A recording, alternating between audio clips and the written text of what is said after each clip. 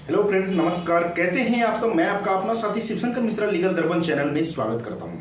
Friends, मैं आज बताने वाला हूं कि अगर कोई प्रॉपर्टी डिस्प्यूटेड है, उस पे केस चल रहा है और जो व्यक्ति केस किया है या उस व्यक्ति ने किसी तीसरे पार्टी को वो जमीन बेचना चाहता है और तीसरा पार्टी यदि उस जमीन को खरीद भी लेता है या जिस व्यक्ति पे केस किया है वही पार्टी किसी और को बेचना चाहता है और वह जमीन खरीद लेता है, तो क्या वो सेल डीड मान्य होगा? क्या जमीन जिस जमीन पर केस चल रहा होता है उस केस चलने के दौरान बिना डिसीजन होने के वो जमीन वैलिड माना जाएगा? वो जमीन यदि उस दौरान कोई व्यक्ति खरीद लेता है तो उसका सेल डीड वैलिड माना जाएगा? उस दरमियान में उनको जमीन खरीदना चाहिए या नहीं खरीदना चाहिए? यानी कि डिस्प्यूटेड जमीन जो है वो आदमी लोभ लालच में आके खरीद लेता है क्योंकि उस पे आदमी को लगता है कि इसमें कम पैसे देने पड़ रहे हैं तो ये जमीन सस्ता में मिल रहा है तो मुझे खरीद लेना चाहिए। लेकिन आपको ये जमीन खरीदना चाहिए या नहीं खरीदना चाहिए? जिस जमीन पे ऑलरेडी केस चल रहा है उस जमीन पे को आपको खरीदना चाहिए या नहीं? उस जमीन को का सेल डीड जो बनेगा वो जमीन सेल डीड मान्य होगा या नहीं? वो ट्रांसफर मान्य होगा नहीं? उस पे उस जमीन का यदि गिफ्ट डीड हो रहा है तो गिफ्ट मान्य हो गया या नहीं? तो इन तमाम टॉपिक पे मैं बताने वाला हूँ, चर्चा करने वाला हूँ। तो इसे जानने के लिए वीडियो को लास्ट तक देखिए और वीडियो देखने के बाद अच्छा लगे तो चैनल को ज़्यादा से ज़्यादा सब्सक्राइब, लाइक और शेयर कीजिएगा। तो आइए फ्रेंड्स जानते हैं। फ्रेंड्स, सबसे पहले मैं बता दूं कि ज़मीन जो है वो ज़मीन ऐसा होता है कि किसी ज़मीन पे झगड़ा चलता रहता है दो पार्टी के बीच, वो डिस्प्यूटेड ज़मीन रहता है। अब तीसरा पार्टी उसका फ़ायदा उठाना चाहता है, वो इस लालच में फ़ायदा उठाना चाहता है कि जो ज़मीन मान लीजिए 10 लाख रुपए का है वो उसे 6 लाख या 7 लाख में मिल रहा है, तो उसे लगता है कि 10 लाख की प्रॉपर्टी मुझे 8 लाख में ही 7 लाख में ही मिल रहा है तो मैं क्यों ना इसे खरीद लूं। लेकिन वह यह नहीं जानता है कि ये जमीन जो है ऑलरेडी डिस्प्यूटेड है, इस पे मुकदमा कोर्ट में चल रहा है, सिविल कोर्ट में सिविल वाद इस पे दायर है और वह फिर भी यह जानते हुए भी इस जमीन को खरीदना चाहता है और खरीद लेता है।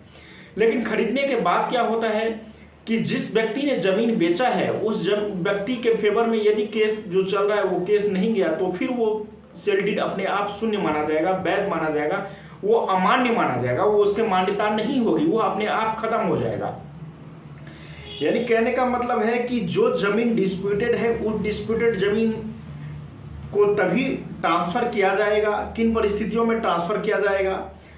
ट्रांसफर उन परिस्थितियों में किया जाएगा यदि जज ने उस पर डिसीजन ऑर्डर दिया है, डिसीजन नहीं ऑर्डर दिया है कि आप इस जमीन को बेच सकते हैं, उनके डॉक्यूमेंट को देखते हुए, उनके सब कुछ देखते हुए, तो ठीक है वो ट्रांसफर कर दें। लेकिन यदि कोर्ट ने किसी भी प्रकार का ऑर्डर, इस प्रकार का कोई भी ऑर्डर नहीं दिया है, कोर्ट ने उसे बेचने के लिए नहीं बोला है, कोर्ट ने उस जमीन पे स्टे लगाया हुआ है कि इस जमीन को अभी खरीद या बिक्री किसी भी प्रकार से इसकी बिक्री ना करे, कोई व्यक्ति इस पे ना खरीदे, नहीं तो वो सेल डीड अमान्य माना जाएगा, तो उस जमीन को नहीं खरीदा जाए। लेकिन यदि कोर्ट ने ट्रांसफर करने के लिए स्टे नहीं भी लगाया है फिर भी वह जमीन नहीं खरीदना चाहिए।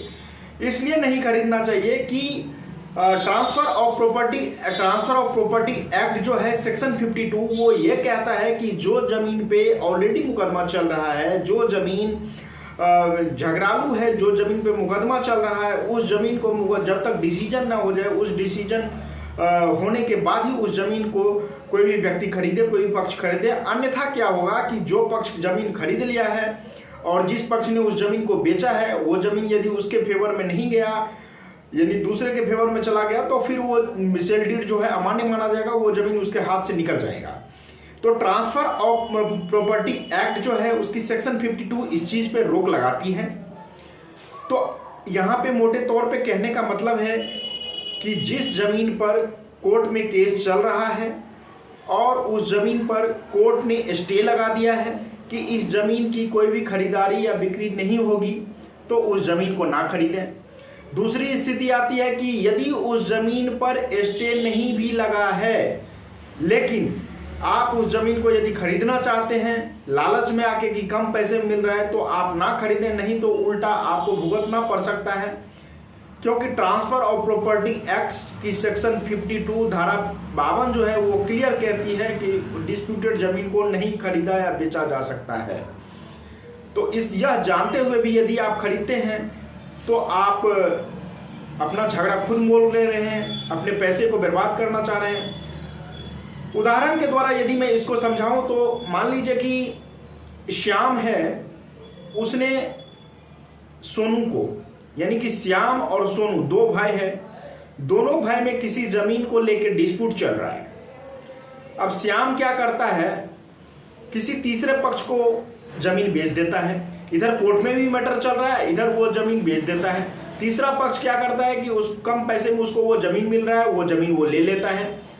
और श्याम जो है वो बताता भी है कि ये जमीन मेरा है, मैंने केस किया है, इसने कब्जा करना चाह रहा था, मैंने केस टाइटल सूट फाइल कर दिया है अपने हक के लिए, अपने टाइटल के लिए, टाइटल मेरे नाम है, तुम ये जमीन खरीद लो। कम पैसे का लोभ दिखाता है, उसने जमीन खरीद लेता है। अब तीसरा पक्ष का नाम राजू है, यानी श्याम और सोनू दो भाई है और राजू तीसरा पक्ष है जो जमीन खरीदता है। किससे? श्याम से। लेकिन यहां सोनू जो है, जब कोर्ट का डिसीजन आता है तो वो डिसीजन सोनू के नाम हो जाता है, यानी कि वो जमीन में टाइटल जो है, टाइटल साबित हो जाता है सोनू के नाम। तो यहां पर क्या हुआ कि श्याम के द्वारा जो राजू यानी तीसरा पक्ष जो है उसको यदि वो जमीन बेचा गया है तो वो जमीन यदि वो सेल डीड उसके नाम से बना है, वो सेल डीड अपने आप इनवैलिड हो जाएगा, अपने आप अमान्य हो जाएगा, अपने आप वो सेल डीड शून्य हो जाएगा। वो सेल डीड की कोई भी वैल्यू नहीं रहेगी, उस ट्रांसफर की कोई वैल्यू नहीं रहेगी। यदि कोई गिफ्ट डीड बना होगा तो उसकी कोई वैल्यू नहीं होगी। तो आप लोगों को यहां पे क्लियर हो गया होगा कि सब कुछ कोर्ट पे डिपेंड करता है। कोर्ट चाहे स्टे लगाया हो या स्टे ना लगाया हो तो उस जमीन को नहीं खरीदना चाहिए। यदि स्टे लगा दिया है तो अब तो 100% नहीं खरीदिए। यदि स्टे नहीं भी लगाया है फिर भी नहीं खरीदिए, क्योंकि मान लीजिए यदि आप खरीद लेते हैं और बाद में जिस व्यक्ति से आपने खरीदे उस व्यक्ति के नाम वो टाइटल साबित नहीं होता है तो वो जमीन आपके नाम नहीं हो सकता, आपका पैसा भी डूब गया और जो सेल डीड बनाया है वो मान्य नहीं होगा। जिस व्यक्ति के नाम डिग्री होगा, जो व्यक्ति टाइटल धारी होगा, वो व्यक्ति वो जमीन खरीदेगा, उस व्यक्ति के नाम वो जमीन होगा। तो इसीलिए कोई भी डिस्प्यूटेड जमीन है, कोई भी झगड़ालू जमीन है जिस पे केस मुकदमा पहले से चल रहा है, उस जमीन को ना खरीदें, साफ सुथरा जमीन खरीदें। कम पैसे की लालच में जाकर कुछ ऐसा डिस्प्यूटेड जमीन ना लें जिससे कि आपको भारी भुगतान करना पड़ सकता है, भुगतना पड़ सकता है। मुझे आशा है अब आपको क्लियर हो गया होगा सब कुछ। फिर भी यदि कोई कंफ्यूजन हो प्रॉपर्टी से रिलेटेड तो या कोई भी लीगल टॉपिक से रिलेटेड आप मुझे कमेंट करके पूछ सकते हैं, मैं उसका जवाब देने का कोशिश करूंगा। आज तक के लिए इतना ही, फिर मिलेंगे नेक्स्ट वीडियो में। लेकिन फ्रेंड्स, जाते जाते मैं एक चीज कहना चाहता हूं कि आप लोग मेरे चैनल को ज़्यादा से ज़्यादा सब्सक्राइब कीजिए, लाइक कीजिए और शेयर कीजिए, क्योंकि जब तक आप सब्सक्राइब नहीं करेंगे और शेयर नहीं करेंगे तो ज़्यादा से ज़्यादा आदमी तक ये वीडियो नहीं पहुंचेगा और ज़्यादा से ज़्यादा आदमी इस वैल्यूएबल नॉलेज को नहीं प्राप्त कर सकेंगे। और हो सकता है कभी वो डिस्प्यूटेड जमीन खरीदें और वो बुरे तरीके से उसमें फंस जाए। तो इसीलिए मैं जो भी वैल्यूएबल जानकारी देता हूँ, नॉलेज देता हूँ आप लोगों को वीडियो के माध्यम से, उसको प्राप्त करने के लिए आप तो चैनल को सब्सक्राइब कर ही दीजिए खास, और उसके बाद उसको शेयर भी कर दीजिए। और सब्सक्रिप्शन का जो बटन होता है वो बेल आइकन को प्रेस करना ना भूलिए, क्योंकि जब तक बेल आइकन को प्रेस नहीं कीजिएगा तो जो मैं नया वीडियो बनाता हूं और उसको अपलोड करता हूं अपने चैनल पे तो उसका नोटिफिकेशन आपको नहीं मिलेगा, और इसके कारण क्या हो सकता है कि आप वीडियो को मिस कर सकते हैं। तो इसीलिए नोटिफिकेशन बेल आइकन जो है उसको भी प्रेस करना जरूरी होता है।